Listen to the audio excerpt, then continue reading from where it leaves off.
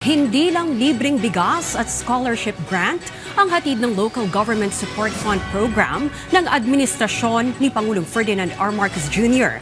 Dahil sa probinsya ng Davao del Norte, inaasahang mas magiging maliwanag ang kinabukasan ng ating mga kababayan dahil sa pinondohang renewable energy-based electrification. Silipin yan sa sentro ng balita ni Armando Feniquito ng Radyo Pilipinas, Davao. Laking tipid para kay Ate Lenny ang mga bagong tayong poste ng ilaw dito sa Barangay La Paz, Carmen, Davao del Norte.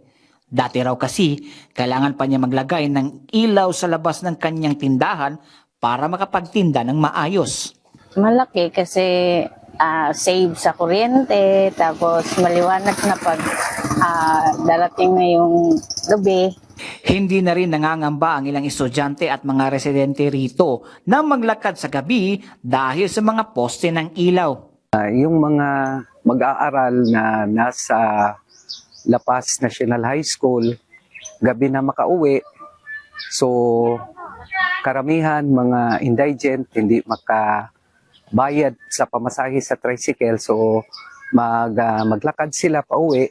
So, dakong tulong na hindi na sila madilim na lumalakad. Ang bagong tayong solar lights na yan sa Barangay La Paz ay bahagi ng renewable energy-based electrification ng pamahalaan na nagkakahalaga ng 20 million pesos sa ilalim ng Local Government Support Fund ni Pangulong Ferdinand Marcos Jr. Pero hindi lang yan ay pinagpapasalamat ng bayan ng Carmen. Sa tulong din kasi ng LGSF, naging konkreto ang kalsada rito sa Barangay Ising. Dahil sa proyekto na yan, mabilis ang pagdating ng mga produkto galing dagat papuntang bayan ng Carmen. At saka malaking tulong sa transportation sector.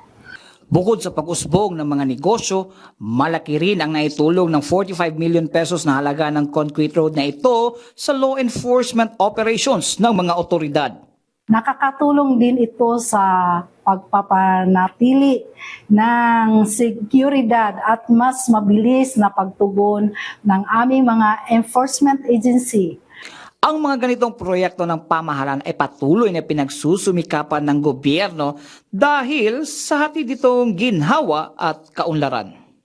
Mula rito sa Davao del Norte para sa Integrated State Media, Armando Feniquito ng Radyo Pilipinas, Radyo Publiko.